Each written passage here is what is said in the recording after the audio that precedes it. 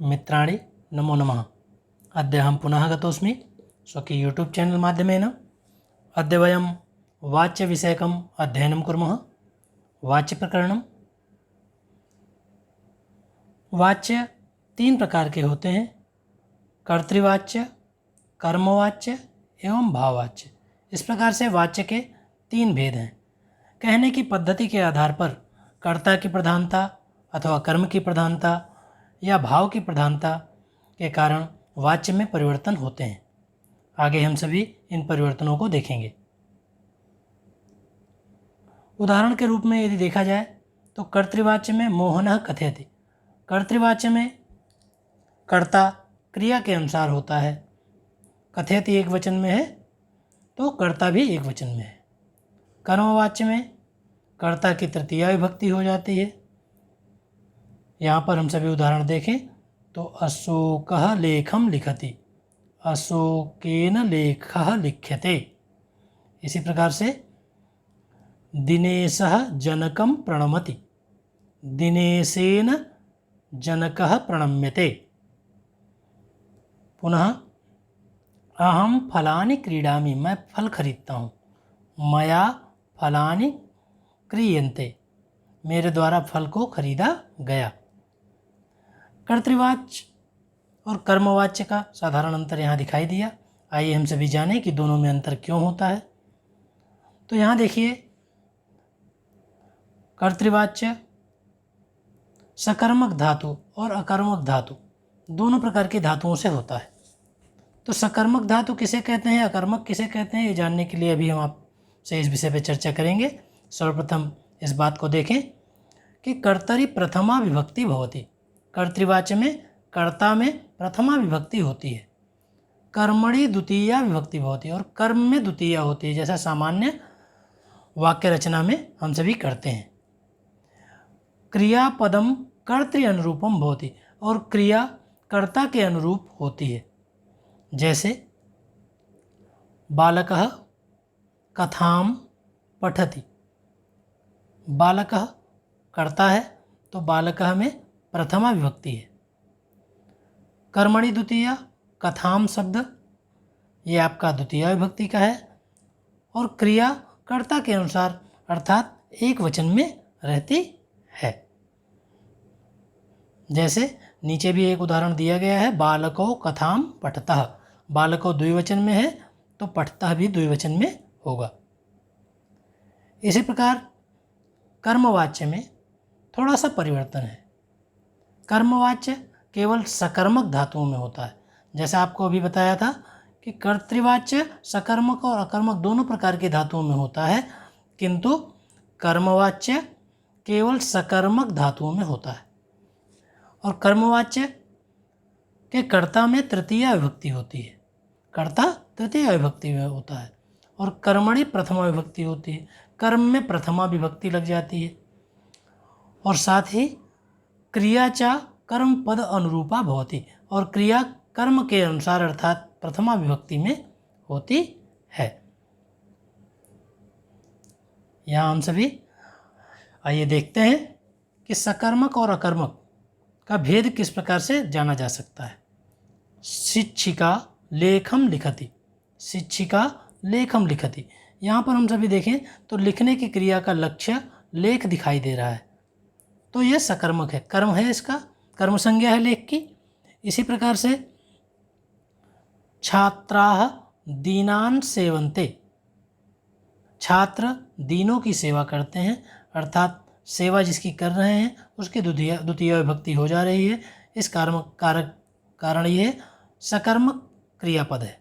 और नीचे हम सभी देखें तो बालको तत्र स्तः, ये अकर्मक क्रियापद है।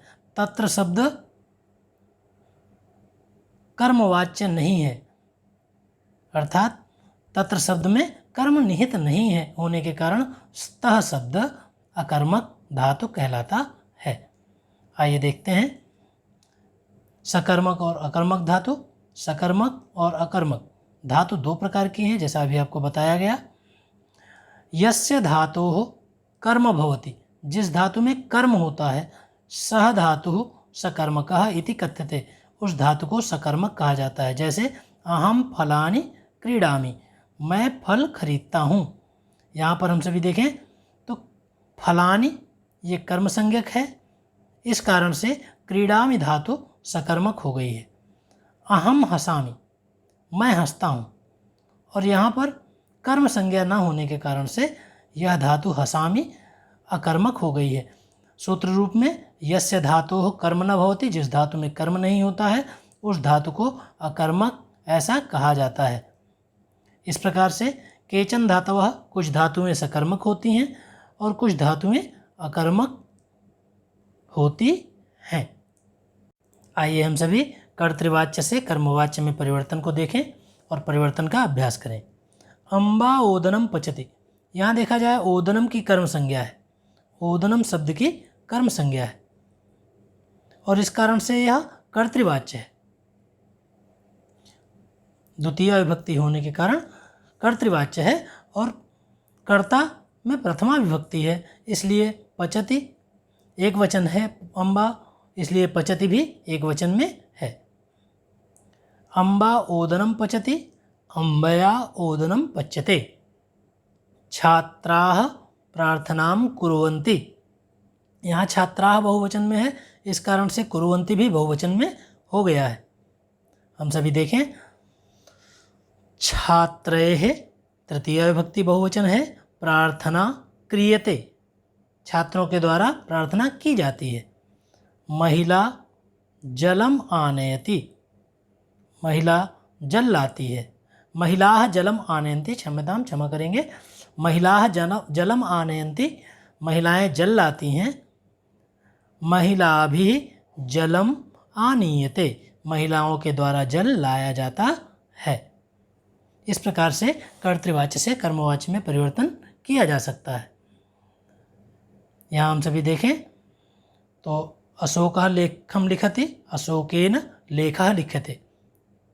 कर्ता की प्रथमा विभक्ति है, कर्म की द्वितीय विभक्ति है और क्रिया कर्ता के अनुरूप लगाई गई है। आइए यहाँ देखें, सकर्मक धातुएं, सकर्मक क्रियापद, शिक्षिकया लेखः लिख्यते, छात्रेण दीनाः सेव्यन्ते, गौरवेण आचार्यो नम्यते, मया भोजनं क्रियते, तया चाकलेहाः खाद्यन्ते। आगे हम सभी कर्मवाच्य देखें तो कर्मवाच्य की जो धातुएं हैं, धातुओं में यहाँ देखिए लिखा गया है कर्मवाच्य मूल धातु नाम सह, कर्मवाच्य में मूल धातु के साथ य, ते, एते और अन्ते इत्यादि आत्मनेपदी का प्रयोग किया जाता है।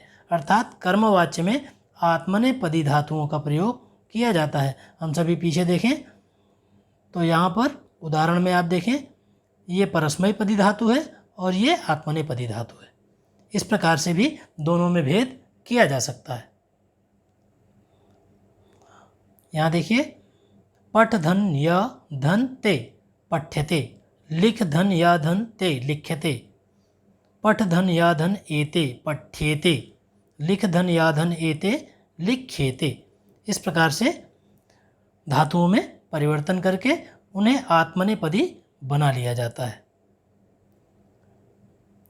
जैसे बालकेन कथां पठ्यते, यहाँ बालक शब्द कर्तृपद कर्ता है, तृतीय विभक्ति एक वचन में है और पठ्यते लट लकार प्रथम पुरुष एक वचन में आत्मनेपदी का रूप है। मूल रूप से यदि जाना जाए तो जब कर्मपद द्विवचन का होता है तब क्रिया भी द्विवचन की होती है। जब कर्मपद बहुवचन का होता है तब क्रिया भी बहुवचन की होती है। जैसे बालकेन कथां पठ्येते।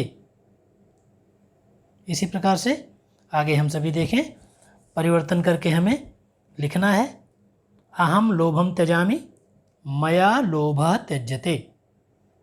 आचार्याः छात्रान् उपदिशन्ति, आचार्यैः छात्राः उपदिश्यन्ते। जनाः प्रदर्शनीं पश्यन्ति, जनैः प्रदर्शनी दृश्यते। त्वं पुरस्कारं गृह्णासि, त्वं पुरस्कारं गृह्णासि, त्वया पुरस्कारः गृह्यते। छायाकारः छायाचित्रं रचयति, छायाकारेण छायाचित्रं रच्यते। कर्तृवाच्य में कर्मपद की द्वितीय विभक्ति होती है, यह ध्यान देने का विषय है। साथ ही कर्मवाच्य में कर्मपद की प्रथमा विभक्ति हो जाती है। ध्यान में आ गया? चलिए आगे बढ़ते हैं। इसी प्रकार के उदाहरण कर्मवाच्य में कुछ क्रियापद परिवर्तित करके लिखने हैं। यहाँ ऊपर दिया गया है, वृषधन्याधन्ते वृष्यते, मेघा जलम वृष्यते, मेघाः जलम वर्षन्ति। उपकारी मानम न अभिलषति, उपकारी मनुष्य सम्मान की अभिलाषा नहीं करता है। उपकारिणा मानः न अभिलष्यते। राष्ट्रपति ही राष्ट्रम संबोधयति, राष्ट्रपतिना राष्ट्रम संबोध्यते। इसी प्रकार से शेष उदाहरण भी हैं। इन सभी की मूल धातु में यह शब्द जोड़ दिया गया है। आगे बढ़ते हैं। कर्तृपद से कर्मवाच्य में परिवर्तित करना है कर्तृपदों के माध्यम से। भक्तः गीतां पठति, भक्तेन गीता पठ्यते। आगे हम सभी रिक्त स्थानों की पूर्ति करेंगे। मालाकारः वृक्षं सिंचति, मालाकारेण वृक्षाः सिंचते। आरक्षकः राष्ट्रं रक्षन्ति, आरक्षकैः राष्ट्रं रक्षते। माता पुत्रं प्रतीक्षते, मातया पुत्रं प्रतीक्षते। यहाँ हम सभी देख सकते हैं पिछले रिक्त स्थानों की पूर्ति यहाँ की गई है। आइए देखते हैं। एकः चंद्रः तमो हन्ति, एक चंद्रमा अंधकार को हर लेता है। एकेन चंद्रेण तमो हन्यते। माता पुत्रं प्रतीक्षते, मात्रा पुत्रः प्रतीक्षते। अहं पितरौ वन्दे, मया पितरौ वन्द्यते। यहाँ हम सभी धातुओं को किस प्रकार से बनाया जाता है आइए देखते हैं। दा धातु दा धन ई धन या धन ते दीयते। पा धातु पीयते। स्था धातु स्थीयते। गा धातु गीयते। इस प्रकार से कुछ लोग परिवर्तन करते समय ध्यान नहीं देते हैं, दायते, पायते, स्थायते आदि का प्रयोग करते हैं। ये सभी अशुद्ध उच्चारण माने जाते हैं। इसलिए ध्यान देने की बात यह है कि हम दा धातु का दीयते, पा धातु का पीयते, स्था धातु का स्थीयते और गा धातु का गीयते इस प्रकार से परिवर्तन करें। उपरोक्त पाठांश में हम सभी ने कर्तृवाच्य और कर्मवाच्य पढ़ा। कर्तृवाच्य के कर्ता में प्रथमा विभक्ति होती है, कर्म में द्वितीय विभक्ति होती है, क्रियापद कर्ता के अनुरूप होता है। और कर्मवाच्य में कर्ता की तृतीय विभक्ति होती है, कर्म की प्रथमा विभक्ति होती है और क्रिया कर्म पद के अनुरूप होती है। इसी प्रकार हम आगे भी देख सकते हैं रिक्त स्थानों की पूर्ति करके। क्रोधः ज्ञानं नाशयति, क्रोधेन ज्ञानं नश्यते। चंद्रः तमः हन्ति, चंद्रेण तमः हन्यते। यहाँ रिक्त स्थान में आपको कर्मवाच्य में परिवर्तित करना है। इस रिक्त स्थान को कर्तृवाच्य से पूर्ण करना है। पुनः इस रिक्त स्थान को कर्मवाच्य से पूर्ण करेंगे और यहाँ कर्तृवाच्य से पूर्ण करेंगे। आइए देखते हैं किस प्रकार से वाक्य बनेंगे। भूमिः अन्नं ददाति, भूम्या अन्नं दीयते। छात्रः पाठम् अभ्यसति, छात्रेण पाठः अभ्यस्ते। श्रमिकाः वेतनं लभन्ते, श्रमिकैः वेतनं लभ्यते। अध्यापकाः शिष्यान् परीक्षन्ते, अध्यापकैः शिष्याः परीक्षन्ते। मित्रं सहयोगं ददाति, मित्रेण सहयोगः दीयते।